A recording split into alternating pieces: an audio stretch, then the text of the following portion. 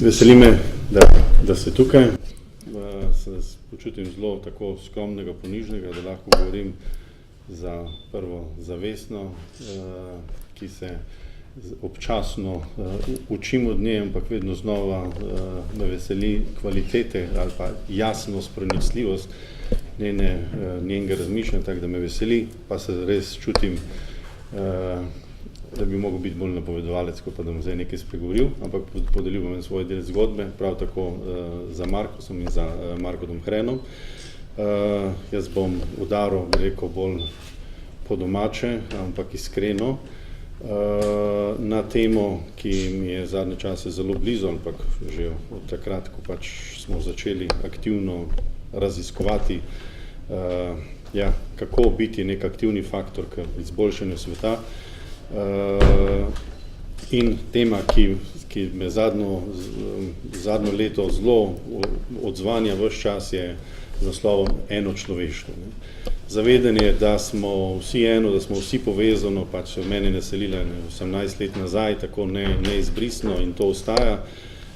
Ampak zdaj pa, kako to, kar svet resnično pritiska, kot jaz vidim, resnično pritiska, ali gremo na eno ali na drugo stran, in to notranje zavedanje prihaja na površje in seveda karkoli prihaja na površje, tiši stran tisto, kar je v nasprotju s tem, se pač s tem malo bolj ukvarjamo.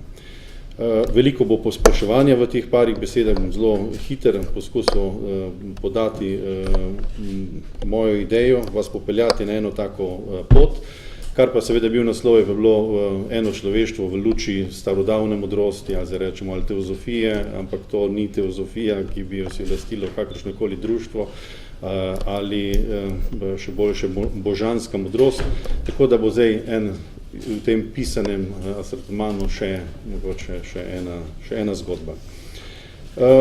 Tako da, kar bi rekel, kje trenutno stojimo kot človeštvo, in seveda, če sam pač iz zgodb povezanih ali z duhovnostjo in seveda knjižnica z knjigami vseh različnih religij, vseh različnih duhovnih poti, če pomislim, kaj združuje zelo preprosto vse religije ali pa vsa izročila, kar smo že danes večkrat slišali, da smo vsi prišli iz enega za takšno ali drugačno zgodbo, zdaj ali z rebra ali zgodbe ali tako, ampak od nekod smo prišli in nismo prišli iz dveh koncev, ampak iz enega. In če damo prva stvar, ki je najpomembnejša pri teh religijah, sporočilah, je gotovo bratstvo in sestrstvo, če tako rečem, enako vseh ljudi. In druga bi učenje sporočilo o poti, da poti povratka, zdaj odkot prihajamo, poti povratka v enost, poti povratka v nebesa, če tako rečemo, ali to imenujemo s takšno drugačno religijo, poti povratka v nekaj boljšega. Zdaj, ali to religijo obljubljajo s tem, ko potem verjameš, pa umreš, pa to, ampak skratka, človeštvo je nekje na poti, nekje se nekaj obljublja, v nekoder smo prišli, na sredini stojimo bolj ali manj, ali pa bi rekel, manj uspešno, tako, ampak nekje smo na tej poti raziskovanja. In tretja je o neko učenje, ki se tudi pojavlja, v glavnem je ta učenje, da smo zelo blizu z stvarnikom, to pomeni, da glede na to, kakšni smo zdaj in če si zamislimo, da je nekdo ustvaril to življenje, potem bi verjetno lahko bili veliko boljši od tega. Ampak učenje v tej neki podobnosti. In normalno, prva misel je, pa to niso samo zdaj religije, tudi takšni in drugačni svetovni nazori, ki se ne bi sami rekli sami sebi, da so religije ali prepričanja, verjamejo v dobro človeka in verjamejo v pot naprej. Ampak zdaj sam recimo, da veliko izmed nas pada v neko zgodbo, v neko religijo ali ne religijo, ampak seveda vprašanje je, kako blizu smo, da bi živeli to. In v glavnem smo zelo daleč. To je zdaj tak en uvod. Torej, dejstvo je, da je velik razkorak med idealom in med tistim, kjer zares smo. In zato je ta druga točka pot povratka, torej v obljubljeno stanje, kjer bomo to živeli. Ali je to zdaj nirvana, ali so to nebesa, ali je to dženet, kot pravijo muslimani, ali je to zgodba, ko je Markus omenil, neka utopija, kjer lahko tu živimo, ali smo vsi dobri. In kakšna je zdaj ta predstava. In osebno verjamem zelo, da 2000 let je bilo veliko učenja o tem, da bolj sporočilo, kako bi zbežali od tu nekam drugače. Osebno verjamem, da lahko v ta svet v veliki meri prinesemo tisto, kar nam nekdo obljublja, ali pa torej, da ta svet lahko naredimo veliko, veliko boljše. Ampak zdaj, če gremo v te ideale, ideal, kjer se bomo vsi razumeli, kjer bo ljubezen, kjer bo solidarnost, kjer bo zaupanje, kjer bo ljudje pogumni, jasnost, izpolnjenost. In zdaj, kje pa smo trenutno, ta trenutek, kje je človeštvo, nekje vmes. Trudimo se, samo ko pogledamo vprašanje solidarnosti, vprašanje razumevanje, sprejemanje drugega, vprašanje podpore drug drugemu, kakšno je stanje, smo v bistvu res nekje vmes, pa bolj ne v drugi polovici, ampak bolj v prvi. Ampak to je veliko neuspeha. Ampak zdaj ena misel, ki je, ali je razlika med človeštvom danes, ali pa 1000, ali 2000, ali 3000 let nazaj. Osebno sem prepričan, da je kar velika razlika. Kaj hočem reči, da je koncept ali človeštvo ali človek je na poti razvoja in da kot celota se razvijamo in da človek ni nekaj statičnega s tistimi danostmi, ki je in zdaj razpolagamo enkrat bolj uspešno, pol nas udari vojna, pa smo malo bolj tolerantni, pol spet pozabimo, gremo nazaj, ampak verjamem, da je ves ta razvoj se premika počasi, seveda eno stvar je, da se vrača nazaj, druga stvar pa je, da se premikamo evolutivno naprej. Skrb za ljudi, pomoč soljudem, ki se je dogajala v preteklosti, če danes gledamo, je krepko više.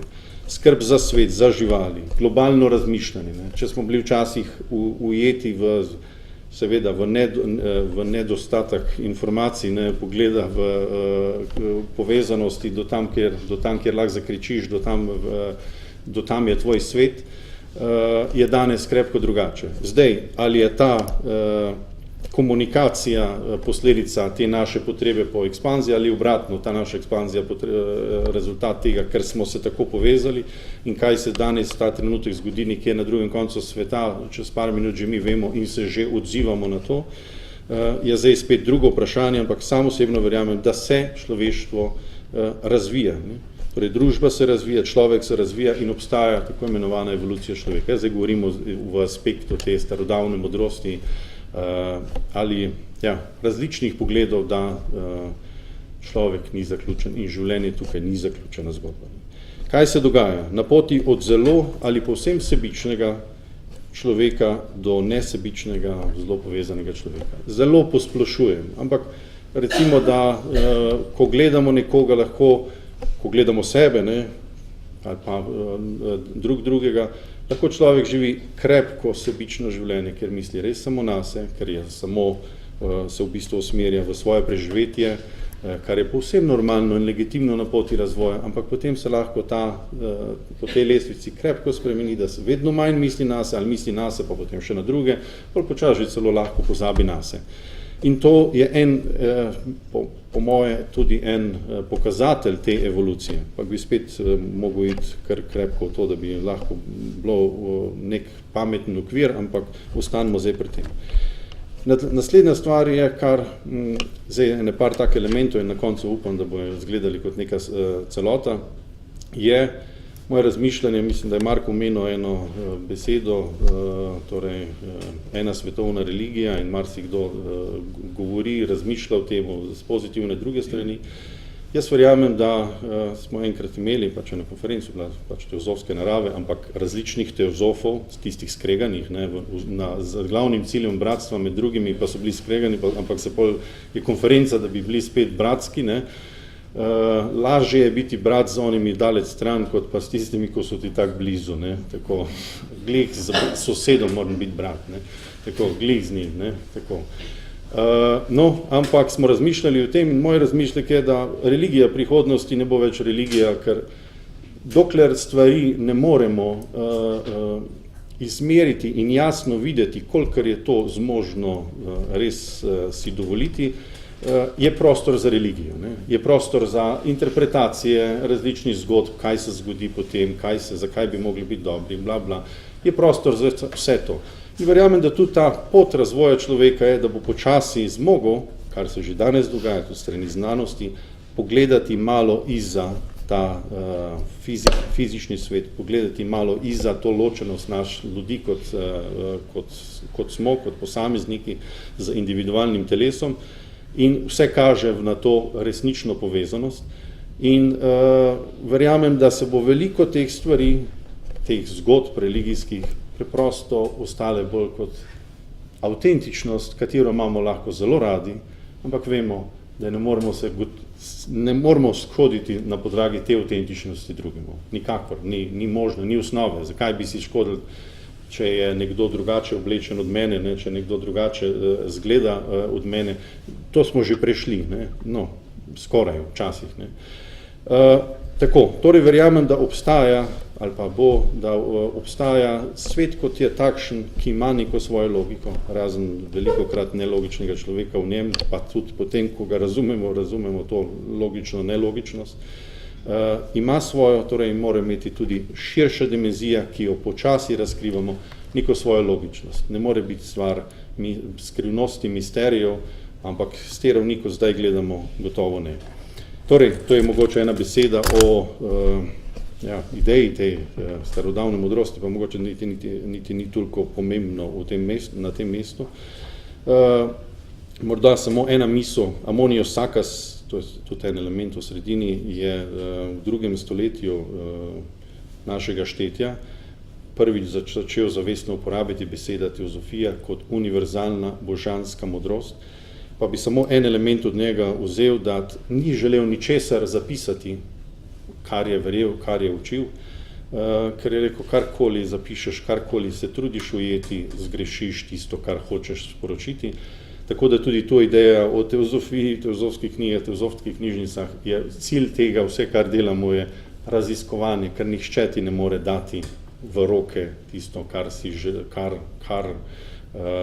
ključa ali odgovora na to. Ok, to je za ena mesto vmes.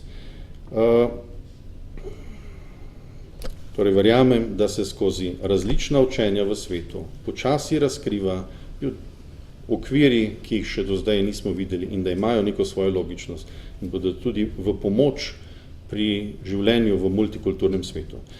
Kaj želim povedati? Da obstaja red, kot obstaja vsem, kar smo zmožni raziskovati. Da področja, ki jih sedaj bolj ali manj nepopolno pokrivajo religije, filozofije, bomo enkrat kot posameznik in človeštvo, kot celota, sposobni prav tako meriti in raziskovati zelo objektivno, kot danes to naš fizični svet, pa še tukaj se kregamo.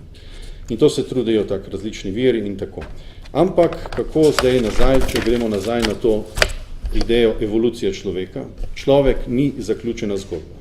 In tako tudi ne človeštvo. In vprašanje človek, odkot prihaja in kam gre. Ali vidimo razliko? Hitrost življenja in ena naša prijateljica, ki bo tudi predavala na onem 3. simpoziju, je zelo lepo rekla, z internetom smo dobili global mind, pač globalno povezanost, ker je res ena taka mreža, ko zelo hitro gre. Ne. Manjka nam pa ta global heart, ne, ta povezanost, ki se tudi gradi, ampak dejstvo je, da trenutno je tehnologija krepko pred našim srcem v človeštvu in nas to precej tepe. Ampak za eno misel, ker hotel sem tu reči, kako se človeštvo razvija, kar se meni zdi najbližje, je ena izmed kvalitet, ki je v svetu in z mobiteli se je zelo pokazala, ta sposobnost telepatije. Ne? To je zdaj spet ena taka stvar. Če rečemo tako, ampak kaj je, vsakdo reče, joj, na tebe sem mislil, ti me pa pokličeš. Ne? Zdaj, a se je to včasih dogajalo, včasih se je verjetno dogajalo, sam ne vem, če je kdo lahko to tako hitro preveril, ker ni bilo telefona, da bi ti poklical kjerga, ne? Pa smo vsi mislili na vse. Ampak ta sposobnost, ampak mislim, da smo vedno bolj senzitivni, lažje ujamemo vse, verjamem, da te sposobnosti imamo vsi, lažje smo empatični, lahko razvijamo ta, torej bi rekel, občutek zaznavanja čustev, zaznavanja misli, ampak vrejo, to je zdaj en osamljen primer, ki mene vedno se dotakne, koliko ljudi je s tem, kako recimo res vemo, kdo bo poklical, kdaj pokliče. Ampak, če se ostanemo, in mogoče še ena stvar, kar je, pa ne bom,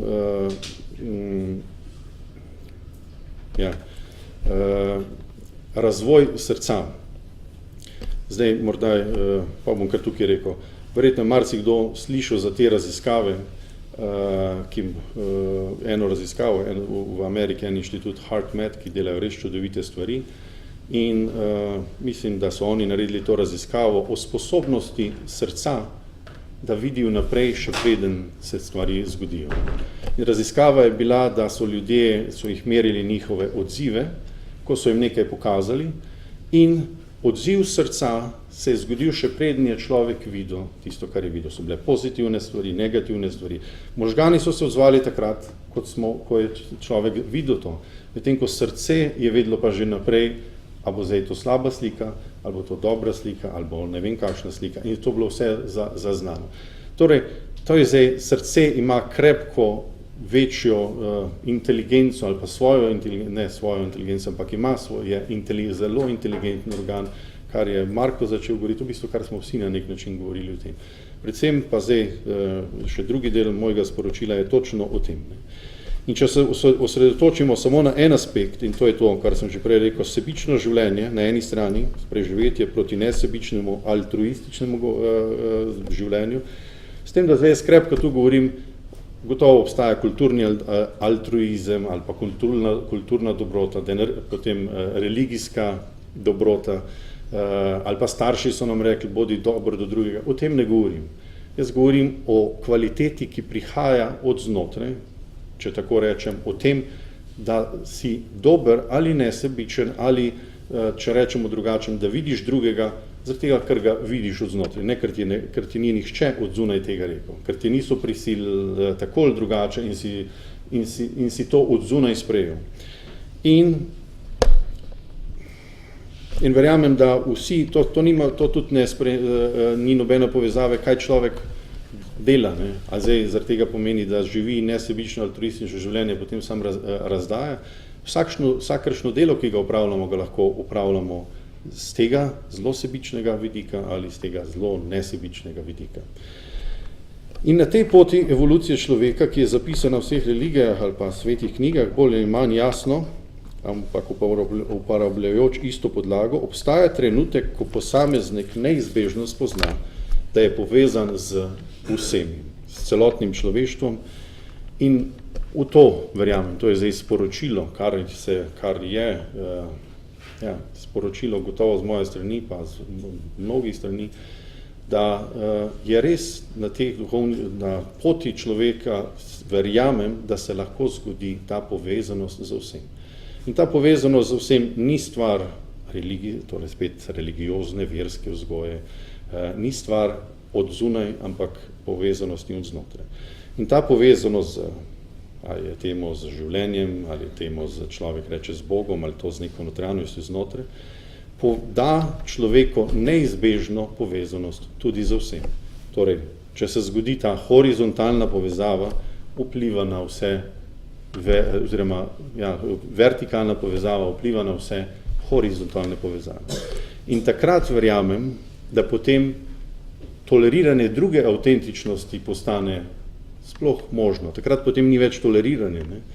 Ker večinoma našega življenja ali pa naše multikulturnosti je osnovano na tem, da toleriramo do neke meje in potem nekaj časa se da, pa pol najdeš neke svoje okvirje, ampak enkrat gre pa preko tega, takrat pa pol ponoriš. In to se lahko dogaja toleranca stoletja, potem pa pride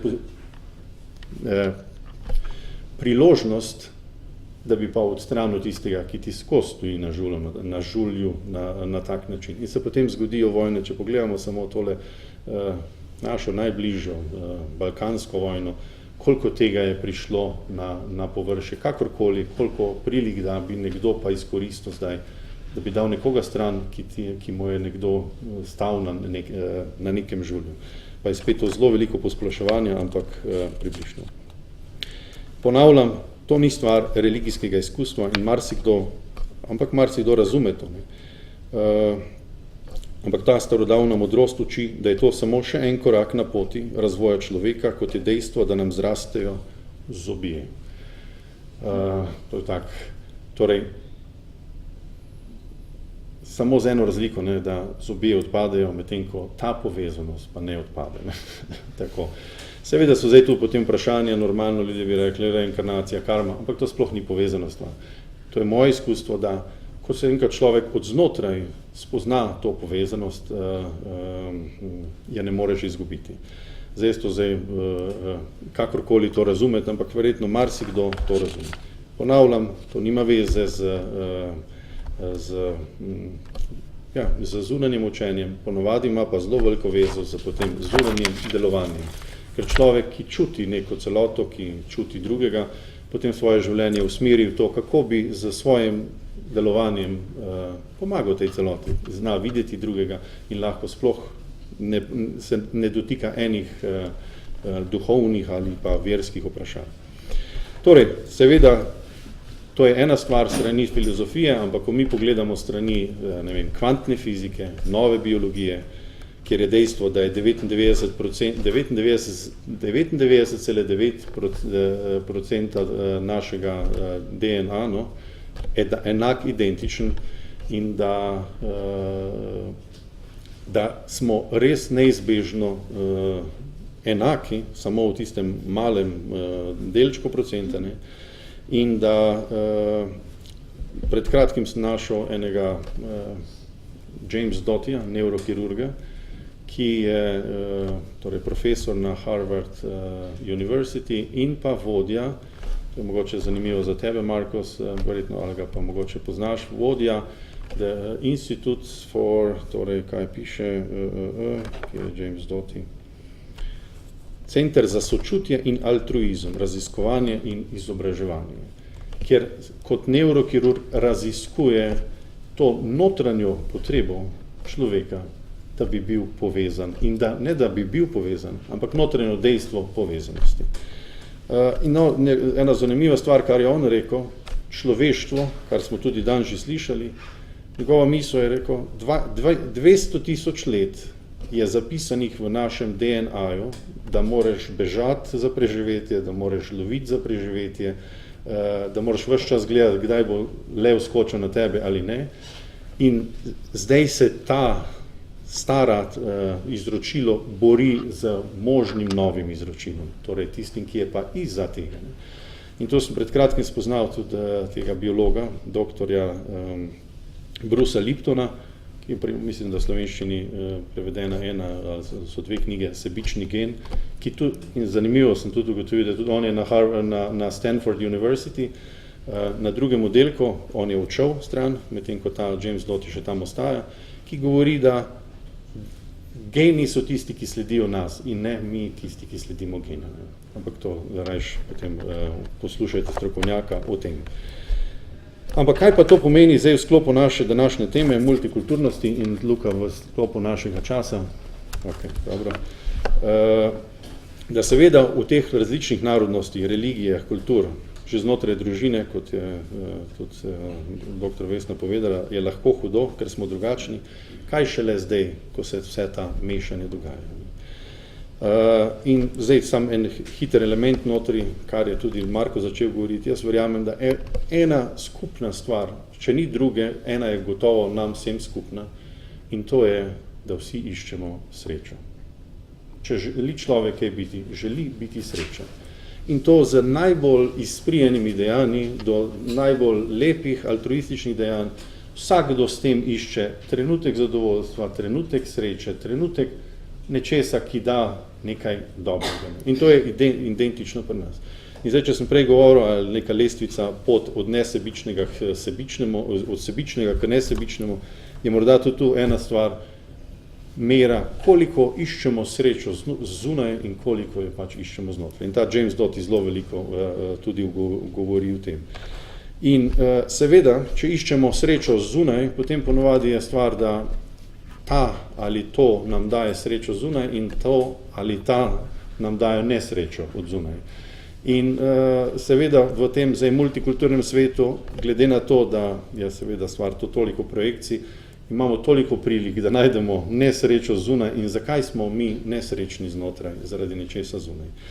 In preko tega res za tolerantnostjo ne moremo iti in jaz res iskreno verjamem, pa ko vidim, ko potujem po svetu, pa srečujem res veliko ljudi, verjamem v eno stvar, da smo zelo blizu tega, da bomo kot človeštvo, posamezniki bolj ali manj, res sposobni prebuditi ta osnovni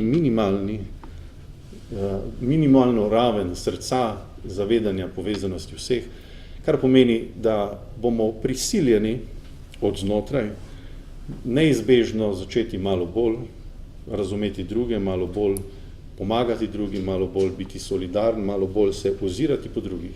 Ampak da to nam ne manjka veliko. Ne?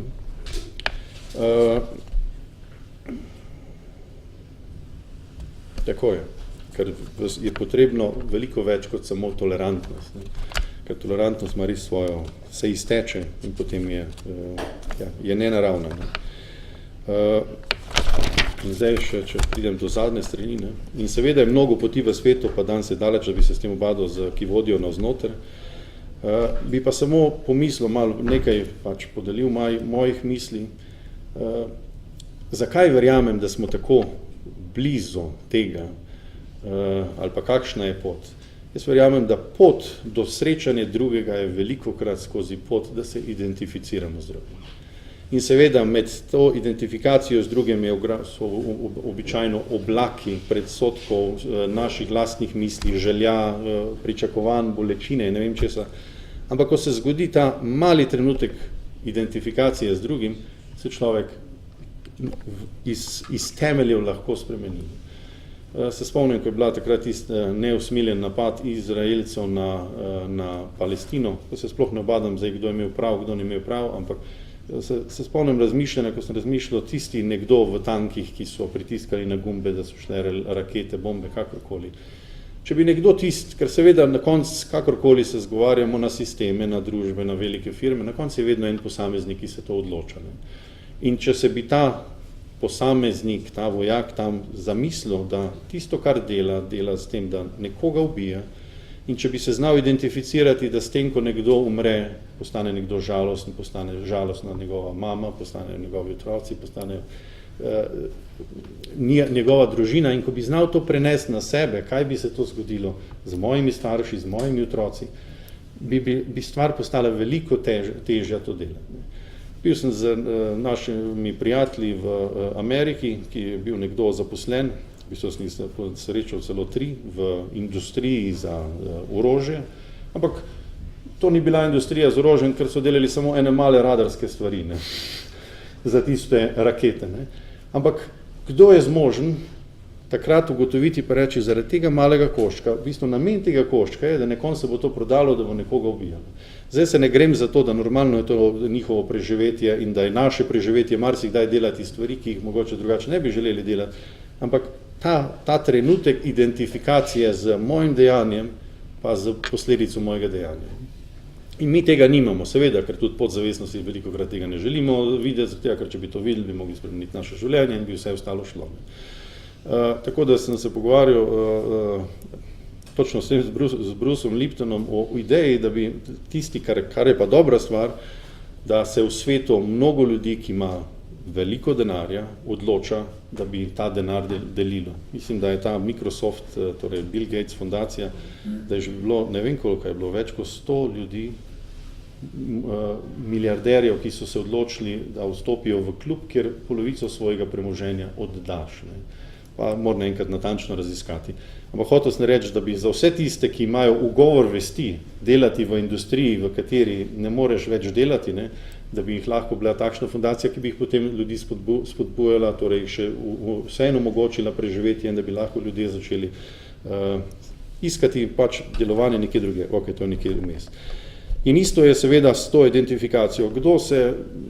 ko ima delnice v nekih firmah, ki delajo nekaj, kdo se s tem obada, ne? Če dobiš procent, samo kaj se obadaš, ali dobiš tisto svojo dividendo oziroma izplačilo na koncu, a povežemo našo dejanje z onim končnim dejanjem. In za konec bi samo omenil en projekt, ki ga delamo v Auschwitzu, in tam sem srečal enega duhovnika Manfreda, ki vodi en center za dialog in molitev. In njegova doktorska naloga je bila na temo glavnega voditelja Auschwitza, ki je bil ta Rudolf Hess, in njegova naloga je bila, ali je ta človek imel sočutje in empatijo. Ali je to možno, da bi jo ne imel. Ne? In ker ko si zamisliš eno tako mašino, in zaradi tega tudi delamo projekt tam, ker je to res, po moje, najbolj grozen, skoncentrirana v bistvu primer ene ideje, da če bom jaz nekoga odstranil, bom postal srečen. Ne? Tako. Ampak to bo najbolj res širok in grozni idej. In je rekel ta paznik, da se je zgodilo v enem trenutku, potem na tistih sojenih, preden so ga seveda pač ubili, da ko je videl, ker drugače on je hodil jezditi in ne vem, užival v tej svoji nalogi, službi in samo opravljal svoje delo, da ko se je povezal enkrat z otroci, pa ko je videl enkrat, ko se je zgodila povezava med njegovimi otroki, pa tistimi, ki so prihajali, pa med njegovo ženo, pa ženami, ko so prihajali, je imel težav. Potem je pa skozi sam jezdil, rekel, pa nisem več mira, pa sem popravljal svoje delo, ampak potem pa ni bilo več mira v meni. Ampak se zgodi ta povezava. In res in jaz osebno verjamem, da nismo daleč, ko bomo sposobni videti drugega in da ne bomo mogli več takšne stvari delati, ker ta projekt, ki ga delamo v Auschwitzu, je točno ta ideja, kako, pa tukaj je dober Markus z enim svojimi izkušnjami, še prej pa morda restorative practices, kako, ko vidimo torej, zločinca, če tako rečemo, ali onega, torej v tem primeru so to bili Nemci, ki so pobijali Žide, kako lahko stopimo nad to in vidimo samo ljudi in se lahko sam čudimo, kako je sploh možno, da se to lahko dogaja. Ne? In vse posod po svetu, kako je to sploh možno, ker sploh ni važno, kdo dela kaj komu, ne? Važno je samo, kako je to sploh možno, da lahko delamo drugega. In ko nas bo več se to spraševalo, ampak gotovo se potem počas postaneš nezmožen delati to, na drugi strani pa te začne pritiskati, začneš delati kaj drugega koristnega. Ne. Evo, to bi bilo moja, in jaz verjamem, da je res majhen preskok na tem. Mogoče sem v iluziji, ampak da naslednjih 10 let je res ključnih, da se damo svoj doprinos k temu. Evo, hvala lepa.